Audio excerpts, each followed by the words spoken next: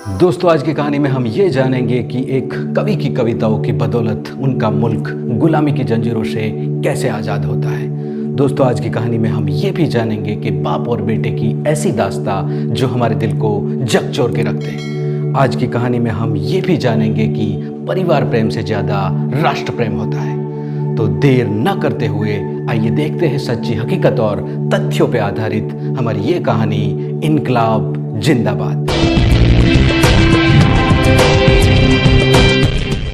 नमस्कार दोस्तों, मैं हूं नीतीश बारोट। हमारी YouTube चैनल नई सोच नई बात पे मैं सभी दर्शकों का तहे दिल से हार्दिक स्वागत करता हूं। दोस्तों, आज की पेशकश की शुरुआत हम बिस्मिल आज़िमाबादी की लिखी हुई उन पंक्तियों से शुरुआत करते हैं जिनको सुनते ही देश के लिए मर मिटने का जज्बा कायम होता है। ये पंक्तियाँ कुछ इस प्रकार है। सरफरोशी की तमन्ना अब हमारे दिल में है, देखना है जोर कितना बाजुए का दिल में है। ये पंक्तियाँ सुनते ही हमारे देश के वीर स्वातंत्र सेनानी राम प्रसाद बिस्मिल का चेहरा याद आ जाता है। राम प्रसाद बिस्मिल देश की आज़ादी के लिए ये पंक्तियाँ गुनगुनाया करते थे। दोस्तों, आज़ादी पाने के लिए मुल्क के सभी लोगों का योगदान महत्वपूर्ण होता है। दोस्तों, आपने कभी सुना है कि किसी भी मुल्क को उनके कवि की कविताओं की बदौलत आज़ादी मिली हो? जी हाँ, बिल्कुल आपने सही सुना है। कुछ ऐसा ही वाक़या स्पेन देश में हुआ था। एक क्रांतिकारी कवि स्पेन देश के मिगुल हर्नांडेज़ की कविताओं की बदौलत स्पेन देश को आज़ादी मिली थी। ये कहानी मैं आपको सिलसिलेवार सुनाऊंगा। ये कहानी की शुरुआत स्पेन देश के छोटे से शहर ओरिहुएला से होती है। यही जगह पे एक गरीब परिवार में 30 अक्टूबर 1910 में एक क्रांतिकारी कवि मिगुल हर्नांडेज़ का जन्म होता है। मिगुल हर्नांडेज़ तब धीरे धीरे बड़े होने लगते हैं और बाद में वो स्वयं शिक्षित होके अपनी छोटी सी आयु में वो स्पेन देश के भाषा कवि और नाट्यकार बन जाते हैं। मिगुल हर्नांडेज़ को ये क्रांतिकारी कविताएं लिखने की प्रेरणा चिली देश के क्रांतिकारी कवि पेब्लो नेरुदा और मैक्सिको के कवि ओकावा पॉज से मिली थी। मिगुल हर्नांडेज़ स्पेन की राजधानी मैड्रिड में रहते थे। मिगुल की क्रांतिकारी कविताएं जब जोसेफिना नामक सुंदर युवती सुनती है तो जोसेफिना को मिगुल हर्नांडेज़ और उनकी कविताओं से लगाव हो जाता है। बाद में तो जोसेफिना मिगुल हर्नांडेज़ के सामने शादी का प्रस्ताव भी रख देती है। तब मिगुल जोसेफिना को बताते हैं कि मेरे पास कुछ भी नहीं है, धन नहीं है, दौलत नहीं है, कुछ भी नहीं है तो बस एक ही वो क्रांतिकारी कविताएं, और उनसे जीने के लिए पेट नहीं भरा जाता है। मेरे पास जूते और कपड़े खरीदने के पैसे भी नहीं हैं। कभी कभी तो भूख के मारे मैं अपनी ही कविताओं से पेट भर लेता हूँ।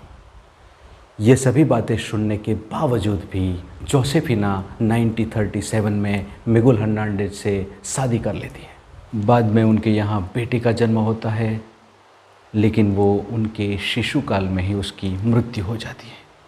4 जनवरी 1939 में उनके यहाँ और फिर से एक बेटे का जन्म होता है जिसका नाम मैनुअल मिगुल रखा जाता है। जब बेटे का जन्म होता है तब मिगुल हर्नांडेज़ अपनी क्रांतिकारी कविताओं से देश की आज़ादी के लिए स्पेन देश के लोगों को जागरूक करने में जुटे थे, और तो और वो देश की आज़ादी की लड़त भी लड़ रहे थे। इसी सिलसिले में मिगुल हर्नांडेज़ को गिरफ्तार किया जाता है और उनको जेल जाना पड़ता है। तभी जेल में कैद मिगुल हर्नांडेज़ को जोसेफिना का पत्र आता है।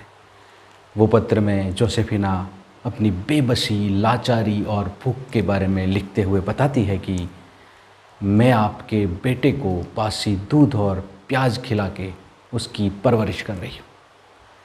साथ में वो ये भी लिखती है कि जब आप जेल से वापस आओगे तो आपसे मैं यही उम्मीद रखती हूँ कि तब भी आप हमारे बेटे की भूख मिटाने के लिए दूध की जगह आप यही क्रांतिकारी कविताएं सुनाओगे।